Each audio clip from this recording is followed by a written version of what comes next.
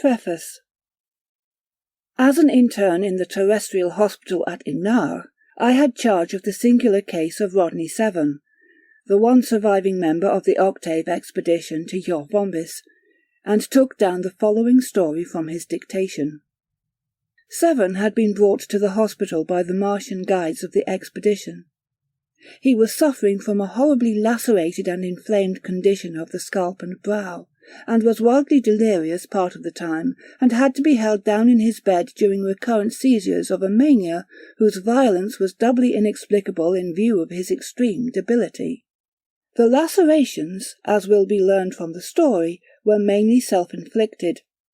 They were mingled with numerous small round wounds, easily distinguished from the knife slashes, and arranged in regular circles, through which an unknown poison had been injected into 7's scalp. The causation of these wounds was difficult to explain, unless one were to believe that 7's story was true, and no mere figment of his illness. Speaking for myself, in the light of what afterwards occurred, I feel that I have no other recourse than to believe it. There are strange things on the Red Planet, and I can only second the wish that was expressed by the doomed archaeologist in regard to future explorations. The night after he finished telling me his story, while another doctor than myself was supposedly on duty, 7 managed to escape from the hospital, doubtless in one of the strange seizures at which I have hinted. A most astonishing thing, for he had seemed weaker than ever after the long strain of his terrible narrative, and his demise had been hourly expected. More astonishing still, his bare footsteps were found in the desert, going towards Yoh-Vombis, till they vanished in the path of a light sandstorm, but no trace of 7 himself has yet been discovered. The narrative of Rodney 7. If the doctors are correct in their prognostication, I have only a few Martian hours of life remaining to me. In those hours I shall endeavour to relate, as a warning to others who might follow in our footsteps, the singular and frightful happenings that terminated our researches among the ruins of Yoh-Vombis. Somehow, even in my extremity, I shall contrive to tell the story, since there is no one else to do it.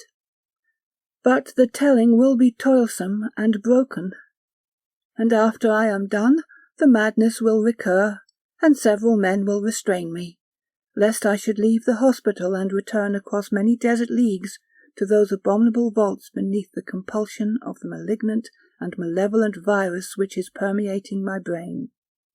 Perhaps death will release me from that abhorrent control, which would urge me down to bottomless underworld warrens of terror for which the saner planets of the solar system can have no analogue. I say perhaps, for, remembering what I have seen, I am not sure that even death will end my bondage. There were 8 of us, professional archaeologists with more or less terrene and interplanetary experience, who set forth with native guides from Ignar, the commercial metropolis of Mars, to inspect that ancient, eon-deserted city. Alan Octave, our official leader, held his primacy by virtue of knowing more about Martian archaeology than any other terrestrial on the planet, and others of the party, such as William Harper and Jonas Hulgren, had been associated with him in many of his previous researches. I, Rodney 7, was more of a newcomer, having spent but a few months on Mars, and the greater part of my own ultra-terrene delvings had been confined to Venus. I had often heard of Yoh-Vombis, in a vague and legendary sort of manner, and never at first hand. Even the ubiquitous Octave had never seen it.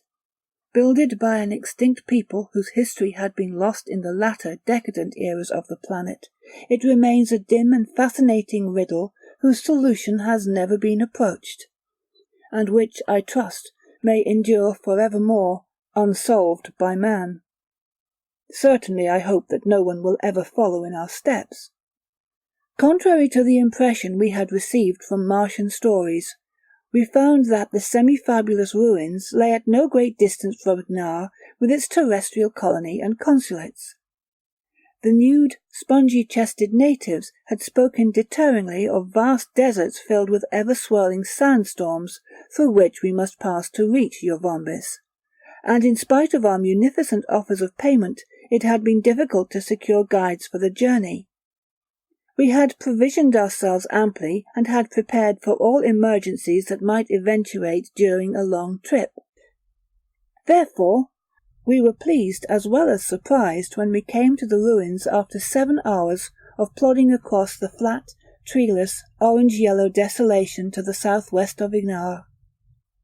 On account of the lesser gravity, the journey was far less tiring than one who is unfamiliar with Martian conditions might expect. But because of the thin, Himalaya-like air and the possible strain on our hearts, we had been careful not to hasten. Our coming to Yoh-Vombis was sudden and spectacular. Climbing the low slope of a league-long elevation of bare and deeply eroded stone, we saw before us the shattered walls of our destination, whose highest tower was notching the small, remote sun that glared in stifled crimson through the floating haze of fine sand. For a little, we thought that the domeless, three-angled towers and broken-down monoliths were those of some unlegended city other than the one we sought. But the disposition of the ruins, which lay in a sort of arc for almost the entire extent of the low and gneissic elevation, together with the type of architecture, soon convinced us that we had found our goal. No other ancient city on Mars had been laid out in that manner, and the strange, many terraced buttresses of the thick walls, like the stairways of forgotten Anakim, were peculiar to the prehistoric race that had built Yoh-Vombis. Moreover, Yoh-Vombis was the one remaining example of this architecture, aside from a few fragments in the neighbourhood of Inar, which we had previously examined. I have seen the hoary, sky-confronting walls of Machu Picchu amid the desolate Andes, and the teocallis that are buried in the Mexican jungles, and I have seen the frozen, giant-builded battlements of Urugum on the glacial tundras of the nightward hemispheres of Venus.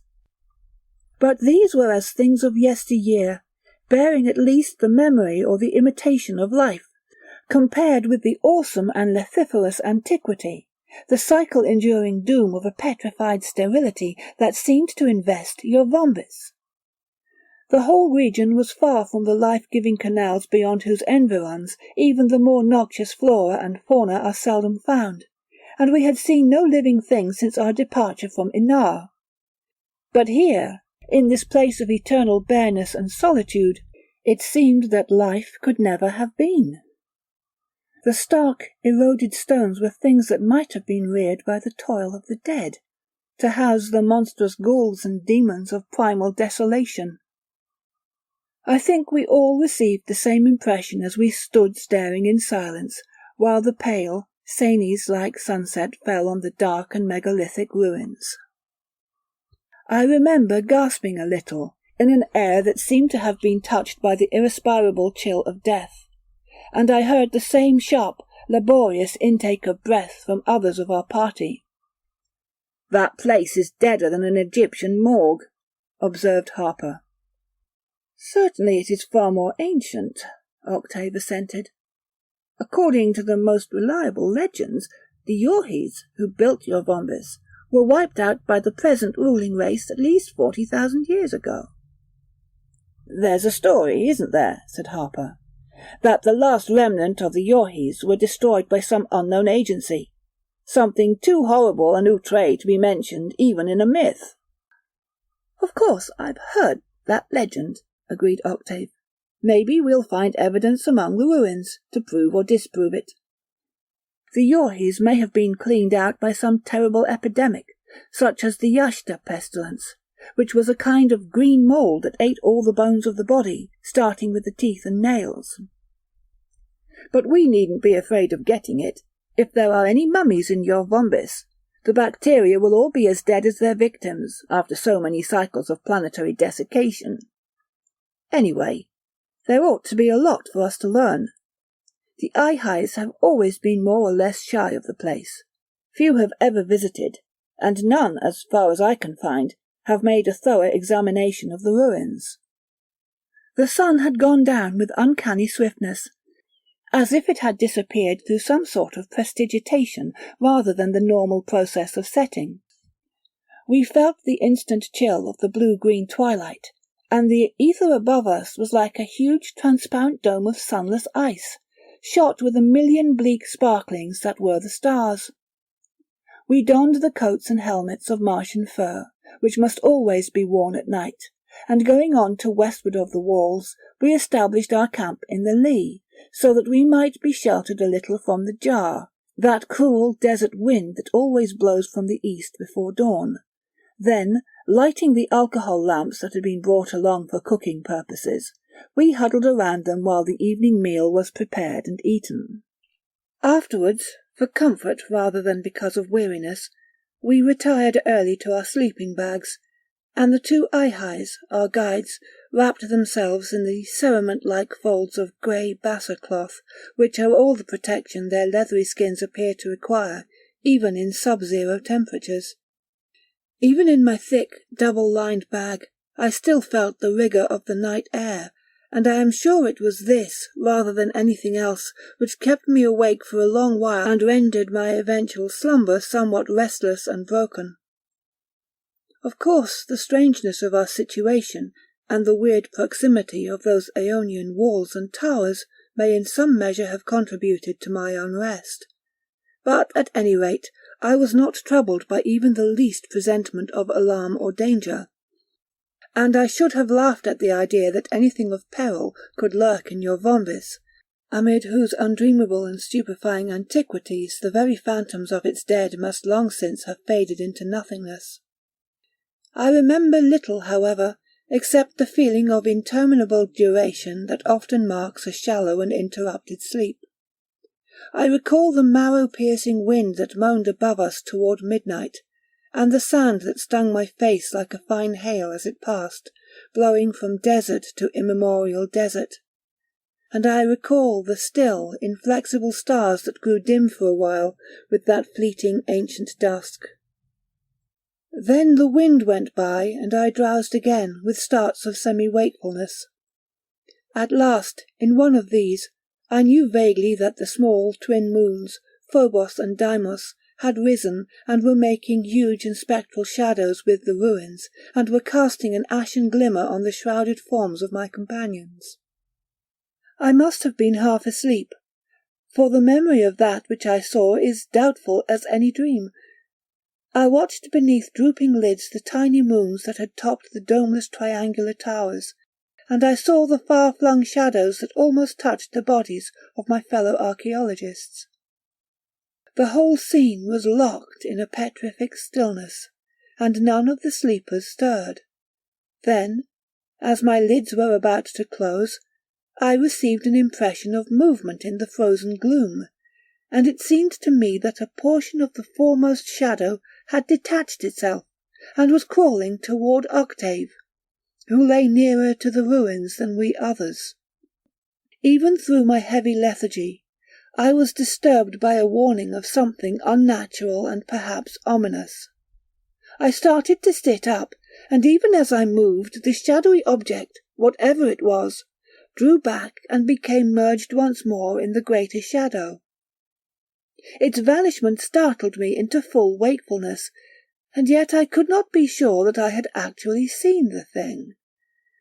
In that brief, final glimpse, it had seemed like a roughly circular piece of cloth or leather, dark and crumpled and 12 or 14 inches in diameter, that ran along the ground with the doubling movement of an inchworm, causing it to fold and unfold in a startling manner as it went.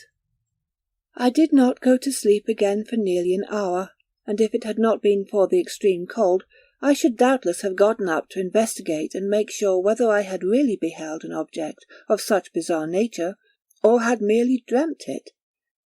I lay staring at the deep ebon shadow in which it had disappeared, while a series of fanciful wanderings followed each other in antic procession through my mind. Even then, though somewhat perturbed, I was not aware of any actual fear or intuition of possible menace. and more I began to convince myself that the thing was too unlikely and fantastical to have been anything but the figment of a dream. And at last I nodded off into light slumber. The chill demoniac sighing of the jar across the jagged walls awoke me, and I saw that the faint moonlight had received the hueless accession of early dawn. We all arose and prepared our breakfast with fingers that grew numb in spite of the spirit lamps. Then, shivering, we ate, while the sun leapt over the horizon like a juggler's ball. Enormous, gaunt, without gradations of shadow or luminosity, the ruins beetled before us in the thin light. Like the mausolea of primordial giants, that abide from darkness-eaten eons to confront the last dawn of an expiring orb. My queer visual experience during the night had taken on more than ever a phantasmagoric unreality, and I gave it no more than a passing thought and did not speak of it to the others.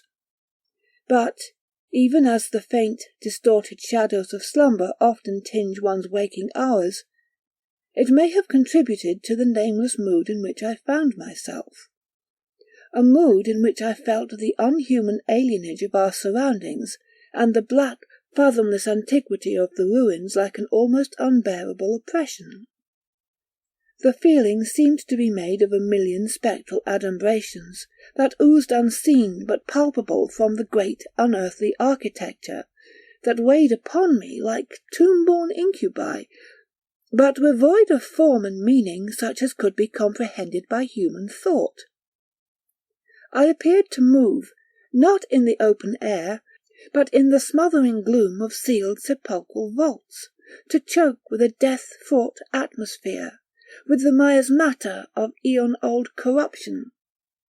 My companions were all eager to explore the ruins, and of course it was impossible for me to even mention the apparently absurd and baseless shadows of my mood.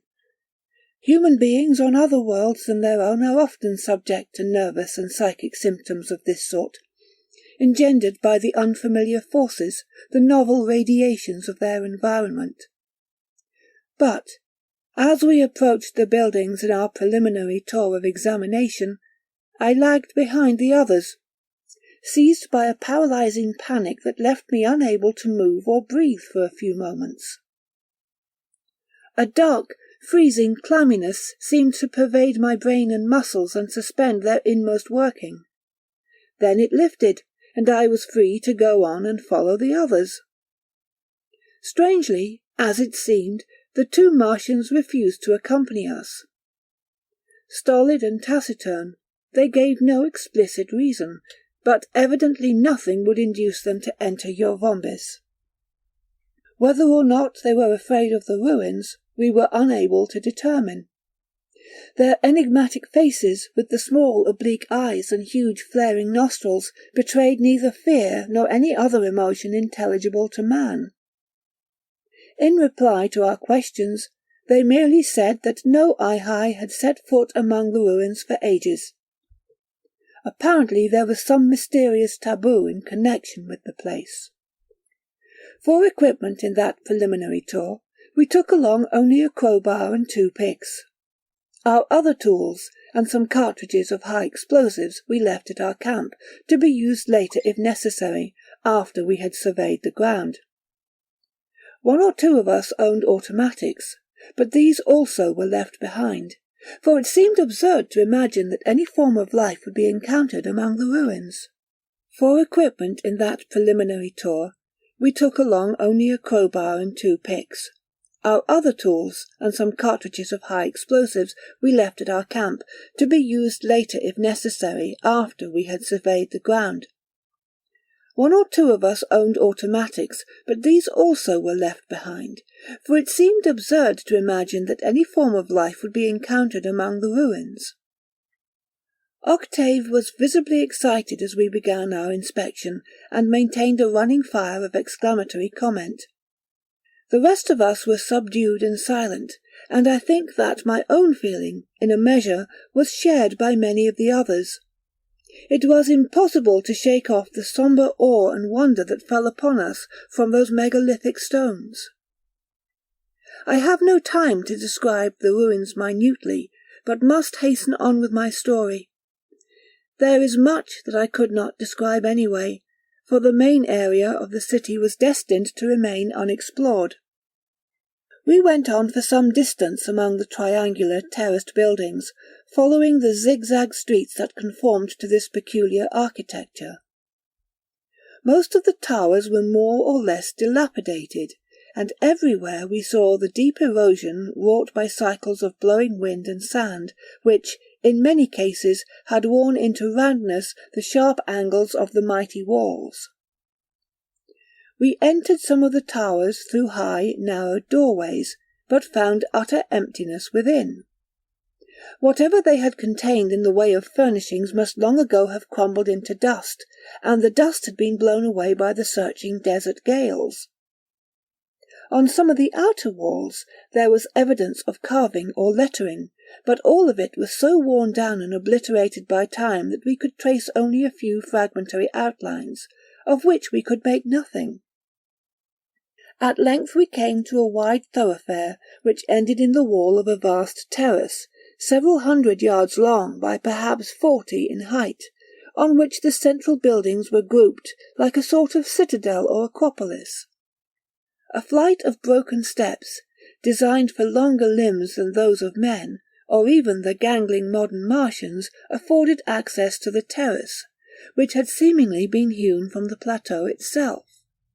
Pausing, we decided to defer our investigation of the higher buildings, which, being more exposed than the others, were doubly ruinous and dilapidated, and in all likelihood would offer little for our trouble.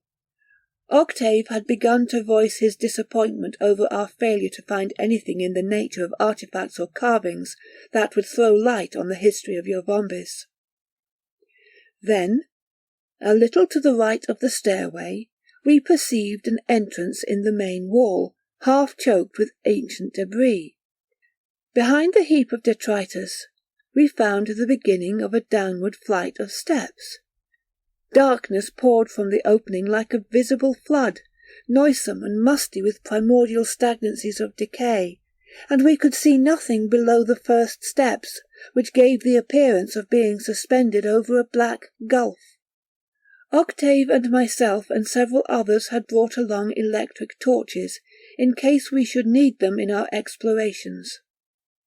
It had occurred to us that there might be subterranean vaults or catacombs in Yoh-Vombis, even as in the latter-day cities of Mars, which are often more extensive underground than above, and such vaults would be the likeliest places in which to look for vestiges of the Yohi civilization.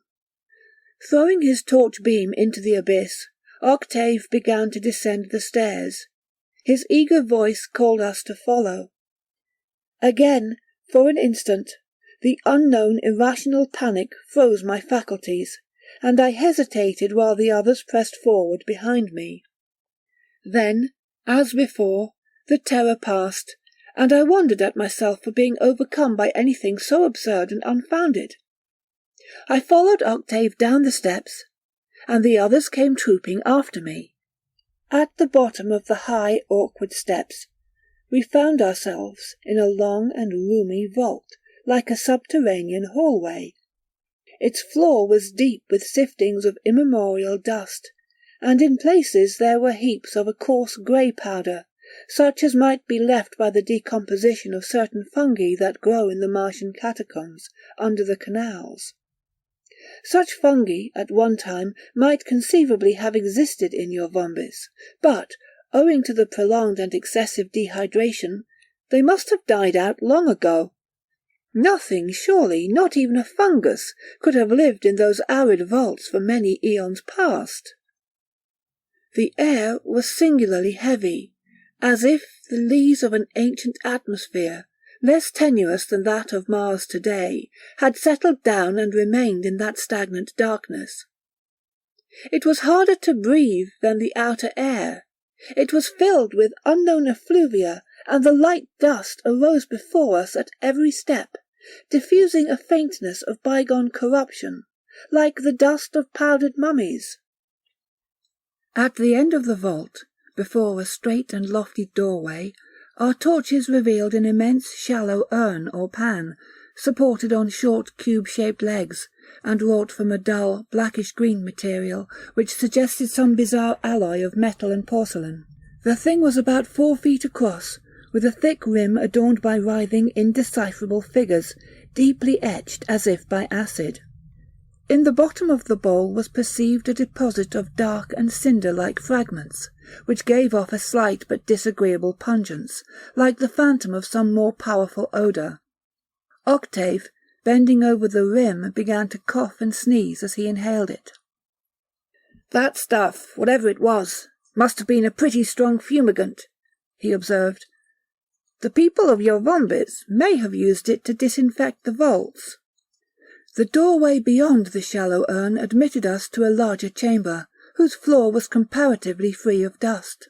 We found that the dark stone beneath our feet was marked off in multiform geometric patterns, traced with ochreous ore, amid which, as in Egyptian cartouches, hieroglyphics and highly formalized drawings were enclosed. We could make little from most of them, but the figures in many were doubtless designed to represent the Yohis themselves. Like the Ihais, they were tall and angular, with great bellows-like chests, and they were depicted as possessing a supplementary third arm, which issued from the bosom, a characteristic which, in vestigial form, sometimes occurs among the Ihais. The ears and nostrils, as far as we could judge, were not so huge and flaring as those of the modern Martians. All of these Yohis were represented as being nude, but in one of the cartouches, done in a far hastier style than the others, we perceived 2 figures whose high, conical craniums were wrapped in what seemed to be a sort of turban, which they were about to remove or adjust. The artist seems to have laid a peculiar emphasis on the odd gesture with which the sinuous 4-jointed fingers were plucking at these headdresses, and the whole posture was unexplainably contorted. From the second vault passages ramified in all directions, leading to a veritable warren of catacombs. Here, enormous pot-bellied urns of the same material as the fumigating pan, but taller than a man's head and fitted with angular-handled stoppers, were ranged in solemn rows along the walls, leaving scant room for 2 of us to walk abreast. When we succeeded in removing one of the huge stoppers, we saw that the jar was filled to the rim with ashes and charred fragments of bone. Doubtless, as is still the Martian custom, the Yohis had stored the cremated remains of whole families in single urns. Even Octave became silent as we went on, and a sort of meditative awe seemed to replace his former excitement. We others, I think, were utterly weighed down to a man by the solid gloom of a concept defying antiquity, into which it seemed that we were going further and further at every step. The shadows fluttered before us like the monstrous and misshapen wings of phantom bats. There was nothing anywhere but the atom-like dust of ages, and the jars that held the ashes of a long-extinct people. But, clinging to the high roof in one of the further vaults, I saw a dark and corrugated patch of circular form, like a withered fungus. It was impossible to reach the thing, and we went on after peering at it with many futile conjectures. Oddly enough, I failed to remember at that moment the crumpled, shadowy object I had seen or dreamt the night before. I have no idea how far we had gone when we came to the last vault, but it seemed that we had been wandering for ages in that forgotten underworld. The air was growing fouler and more irrespirable, with a thick, sodden quality, as if from a sediment of material rottenness. And we had about decided to turn back. Then, without warning, at the end of a long, urn-lined catacomb, we found ourselves confronted by a blank wall. Here we came upon one of the strangest and most mystifying of our discoveries, a mummified and incredibly desiccated figure, standing erect against the wall. It was more than 7 feet in height, of a brown bituminous colour, and was wholly nude except for a sort of black cowl that covered the upper head and drooped down at the sides in wrinkled folds. From the 3 arms and general contour, it was plainly one of the ancient Yoh-His, perhaps the sole member of this race whose body had remained intact. We all felt an inexpressible thrill at the sheer age of this shrivelled thing, which, in the dry air of the vault, had endured through all the historic and geologic vicissitudes of the planet to provide a visible link with lost cycles. Then, as we peered closer with our torches, we saw why the mummy had maintained an upright position. At ankles, knees, waist, shoulders and neck it was shackled to the wall by heavy metal bands, so deeply eaten and embrowned with a sort of rust that we had failed to distinguish them at first sight in the shadow. The strange cowl on the head, when closely studied, continued to baffle us. It was covered with a fine, mould-like pile, unclean and dusty as ancient cobwebs. Something about it, I know not what, was abhorrent and revolting. "By Jove, this is a real find!" ejaculated Octave, as he thrust his torch into the mummified face, where shadows moved like living things in the pit-deep hollows of the eyes, and the huge triple nostrils and wide ears that flared upward beneath the cowl. Still lifting the torch, he put out his free hand and touched the body very lightly. Tentative as the touch had been, the lower part of the barrel-like torso, the legs, the hands and forearms all seemed to dissolve into powder, leaving the head and upper body and arms still hanging in their metal fetters. The progress of decay had been queerly unequal, for the remnant portions gave no sign of disintegration. Octave cried out in dismay, and then began to cough and sneeze as the cloud of brown powder, floating with an airy lightness, enveloped him. We others all stepped back to avoid the powder. Then, above the spreading cloud, I saw an unbelievable thing. The black cowl on the mummy's head began to curl and twitch upward at the corners. It writhed with a verminous motion. It fell from the withered cranium, seeming to fold and unfold convulsively in mid-air as it fell.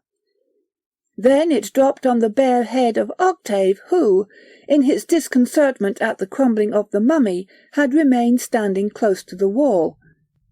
At that instant, in a start of profound terror, I remembered the thing that had inched itself from the shadows of Yoh-Vombis in the light of the twin moons, and had drawn back like a figment of slumber at my first waking movement. Cleaving closely as a tightened cloth, the thing enfolded Octave's hair and brow and eyes, and he shrieked wildly, with incoherent pleas for help, and tore with frantic fingers at the cowl, but failed to loosen it. Then his cries began to mount in a mad crescendo of agony, as if beneath some instrument of infernal torture, and he danced and capered blindly about the vault, eluding us with strange celerity as we all sprang forward in an effort to reach him and release him from his weird encumbrance. The whole happening was mysterious as a nightmare, but the thing that had fallen on his head was plainly some unclassified form of Martian life, which, contrary to all the known laws of science, had survived in those primordial catacombs. We must rescue him from its clutches if we could. We tried to close in on the frenzied figure of our chief, which, in the far from roomy space between the last urns and the wall, should have been an easy matter. But, darting away in a manner doubly incomprehensible because of his blindfolded condition, he circled about us and ran past, to disappear among the urns toward the outer labyrinth of intersecting catacombs. "My God! What happened to him?" cried Harper. "The man acts as if he were possessed." There was obviously no time for a discussion of the enigma, and we all followed Octave as speedily as our astonishment would permit. We had lost sight of him in the darkness, and when we came to the first division of the vaults, we were doubtful as to which passage he had taken, till we heard a shrill scream, several times repeated, in a catacomb on the extreme left. There was a weird, unearthly quality in those screams, which may have been due to the long stagnant air, or the peculiar acoustics of the ramifying caverns. But somehow I could not imagine them as issuing from human lips, at least not from those of a living man. They seemed to contain a soulless, mechanical agony, as if they had been wrung from a devil-driven corpse. Thrusting our torches before us into the lurching, fleeing shadows, we raced along between rows of mighty urns. The screaming had died away in sepulchral silence, but far off we heard the light and muffled thud of running feet.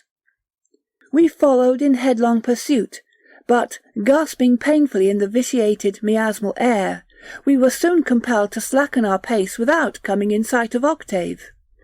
Very faintly, and further away than ever, like the tomb-swallowed steps of a phantom, we heard his vanishing footfalls. Then they ceased, and we heard nothing except our own convulsive breathing and the blood that throbbed in our temple veins like steadily beaten drums of alarm. We went on, dividing our party into 3 contingents when we came to a triple branching of the caverns.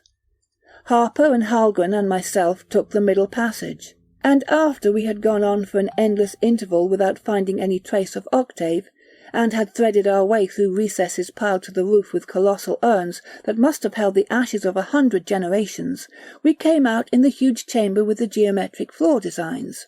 Here, very shortly, we were joined by the others, who had likewise failed to locate our missing leader. It would be useless to detail our renewed and hour-long search of the myriad vaults, many of which we had not hitherto explored. All were empty as far as any sign of life was concerned. I remember passing once more through the vault in which I had seen the dark, rounded patch on the ceiling, and noting with a shudder that the patch was gone. It was a miracle that we did not lose ourselves in that underworld maze, but at last we came back to the final catacomb, in which we had found the shackled mummy. We heard a measured and recurrent clangour as we neared the place, a most alarming and mystifying sound under the circumstances. It was like the hammering of ghouls on some forgotten mausoleum. When we drew nearer, the beams of our torches revealed a sight that was no less unexplainable than unexpected. A human figure, with its back towards us and the head concealed by a swollen black object that had the size and form of a sofa cushion, was standing near the remains of the mummy and was striking at the wall with a pointed metal bar. How long Octave had been there, and where he had found the bar, we could not know, but the blank wall had crumbled away beneath his furious blows, leaving on the floor a pile of cement-like fragments, and a small, narrow door, of the same ambiguous material as the cinerary urns and the fumigating pan, had been laid bare. Amazed, uncertain, inexpressibly bewildered, we were all incapable of action or volition at that moment. The whole business was too fantastic and too horrifying, and it was plain that Octave had been overcome by some sort of madness. I, for one, felt the violent upsurge of sudden nausea when I had identified the loathsomely bloated thing that clung to Octave's head and dropped in obscene tumescence on his neck. I did not dare to surmise the causation of its bloating. Before any of us could recover our faculties, Octave flung aside the metal bar and began to fumble for something in the wall. It must have been a hidden spring, though how he could have known its location or existence is beyond all legitimate conjecture. With a dull, hideous grating, the uncovered door swung inward, thick and ponderous as a mausolean slab, leaving an aperture from which the nether midnight seemed to well like a flood of aeon-buried foulness. Somehow, at that instant, our electric torches appeared to flicker and grow dim, and we all breathed a suffocating fetor, like a draught from inner worlds of immemorial putrescence. Octave had turned toward us now, and he stood in an idle posture before the open door, like one who has finished some ordained task. I was the first of our party to throw off the paralyzing spell, and, pulling out a clasp-knife, the only semblance of a weapon which I carried, I ran over to him. He moved back, but not quickly enough to evade me, when I stabbed with the 4-inch blade at the black, turgescent mass that enveloped his whole upper head and hung down upon his eyes. Whatever the thing was, I should prefer not to imagine, if it were possible to imagine. It was formless as a great slug, with neither head nor tail nor apparent organs, an unclean, puffy, leathery thing, covered with that fine, mould-like fur of which I have spoken. The knife tore into it as if through rotten parchment, making a long gash, and the horror appeared to collapse like a broken bladder.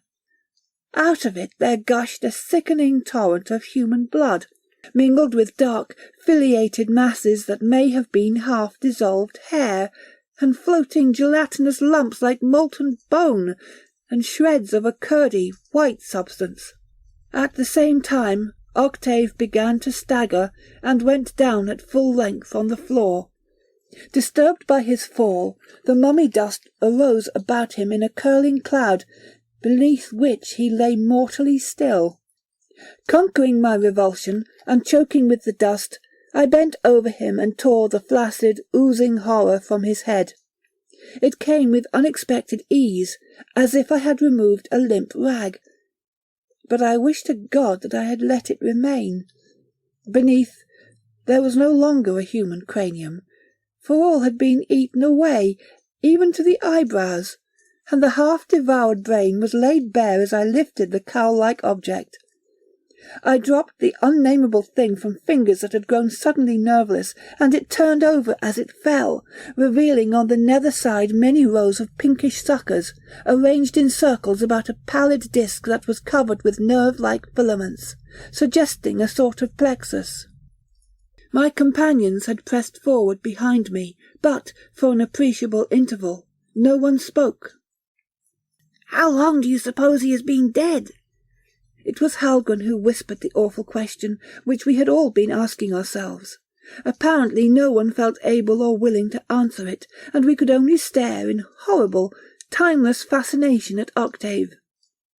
At length I made an effort to avert my gaze, and turning at random I saw the remnants of the shackled mummy, and noticed for the first time, with mechanical, unreal horror, the half-eaten condition of the withered head. From this, my gaze was diverted to the newly opened door at one side, without perceiving for a moment what had drawn my attention. Then, startled, I beheld beneath my torch, far down beyond the door, as if in some nether pit, a seething, multitudinous, worm-like movement of crawling shadows. They seemed to boil up in the darkness, and then, over the broad threshold of the vault, there poured the verminous vanguard of a countless army, things that were kindred to the monstrous diabolic leech I had torn from Octave's eaten head. Some were thin and fat, like writhing, doubling discs of cloth or leather, and others were more or less poddy, and crawled with glutted slowness. What they had found to feed on in the sealed eternal midnight I do not know, and I pray that I never shall know. I sprung back and away from them, electrified with terror, sick with loathing, and the black army inched itself unendingly, with nightmare swiftness from the unsealed abyss, like the nauseous vomit of horror-sated hells. As it poured towards us, burying Octave's body from sight in a writhing wave, I saw a stir of life from the seemingly dead thing I had cast aside, and saw the loathly struggle which it made to right itself and join the others. But neither I nor my companions could endure to look longer. We turned and ran between the mighty rows of urns, with the slithering mass of demon leeches close upon us, and scattered in blind panic when we came to the first division of the vaults. Heedless of each other, or of anything but the urgency of flight, we plunged into the ramifying passages at random. Behind me, I heard someone stumble and go down, with a curse that mounted to an insane shrieking, but I knew that if I halted and went back, it would be only to invite the same baleful doom that had overtaken the hindmost of our party. Still clutching the electric torch and my open clasp-knife, I ran along a minor passage which, I seemed to remember, would conduct with more or less directness upon the large outer vault with the painted floor. Here I found myself alone. The others had kept to the main catacombs, and I heard far off a muffled babel of mad cries, as if several of them had been seized by their pursuers. It seemed that I must have been mistaken about the direction of the passage, for it turned and twisted in an unfamiliar manner, with many intersections, and I soon found that I was lost in the black labyrinth, where the dust had lain unstirred by living feet for inestimable generations. The cinerary warren had grown still once more, and I heard my own frenzied panting, loud and stertorous as that of a Titan in the dead silence. Suddenly, as I went on, my torch disclosed a human figure coming toward me in the gloom. Before I could master my startlement, the figure had passed me with long, machine-like strides, as if returning to the inner vaults. I think it was Harper, since the height and build were about right for him, but I am not altogether sure, for the eyes and upper head were muffled by a dark, inflated cowl, and the pale lips were locked as if in a silence of tetanic torture, or death. Whoever he was, he had dropped his torch, and he was running blindfold, in utter darkness, beneath the impulsion of that unearthly vampirism, to seek the very fountainhead of the unloosed horror. I knew that he was beyond human help, and I did not even dream of trying to stop him. Trembling violently, I resumed my flight, and was passed by two more of our party, stalking by with mechanical swiftness and sureness, and cowled with those satanic leeches. The others must have returned by way of the main passages, for I did not meet them, and I was never to see them again. The remainder of my flight is a blur of pandemonian terror. Once more, after thinking that I was near the outer cavern, I found myself astray, and fled through a ranged eternity of monstrous urns in vaults that must have extended for an unknown distance beyond our explorations.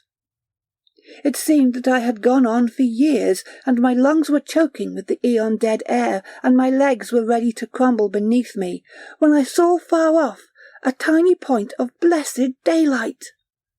I ran toward it with all the terrors of the alien darkness crowding behind me, and accursed shadows flittering before, and saw that the vault ended in a low, ruinous entrance, littered by rubble on which there fell an arc of thin sunshine. It was another entrance than the one by which we had penetrated this lethal underworld. I was within a dozen feet of the opening when, without sound or other intimation, something dropped upon my head from the roof above, blinding me instantly and closing upon me like a tautened net. My brow and scalp, at the same time, were shot through with a million needle-like pangs, a manifold, ever-growing agony that seemed to pierce the very bone and converge from all sides upon my inmost brain. The terror and suffering of that moment were worse than aught which the hells of earthly madness or delirium could ever contain. I felt the foul, vampiric clutch of an atrocious death, and of more than death. I believe that I dropped the torch, but the fingers of my right hand still retained the open knife. Instinctively, since I was hardly capable of conscious volition, I raised the knife and slashed blindly again and again, many times, at the thing that had fastened its deadly folds upon me. The blade must have gone through and through the clinging monstrosity, to gash my own flesh in a score of places, but I did not feel the pain of those wounds in the million-throbbing torment that possessed me. At last I saw light, and saw that a black strip, loosened from above my eyes and dripping with my own blood, was hanging down my cheek. It writhed a little, even as it hung, and I ripped it away, and ripped the other remnants of the thing, tatter by oozing bloody tatter, from off my brow and head. Then I staggered toward the entrance, and the one light turned to a far, receding, dancing flame before me as I lurched and fell outside the cavern. A flame that fled like the last star of creation above the yawning, sliding chaos and oblivion into which I descended. I am told that my unconsciousness was of brief duration. I came to myself, with the cryptic faces of the two Martian guides bending over me. My head was full of lancinating pains, and half-remembered terrors closed upon my mind like the shadows of mustering harpies. I rolled over, and looked back towards the cavern mouth, from which the Martians, after finding me, had seemingly dragged me for some little distance. The mouth was under the terraced angle of an outer building, and within sight of our camp. I stared at the black opening with hideous fascination, and descried a shadowy stirring in the gloom. The writhing, verminous movement of things that pressed forward from the darkness, but did not emerge into the light. Doubtless they could not endure the sun, those creatures of ultramundane night and cycle-sealed corruption. It was then that the ultimate horror, the beginning of madness, came upon me.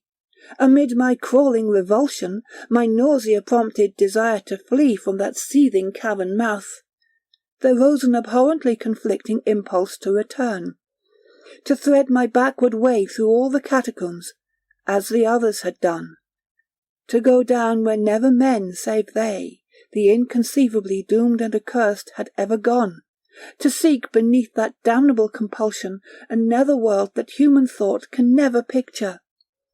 There was a black light, a soundless calling in the vaults of my brain, the implanted summons of the thing, like a permeating and sorcerous poison.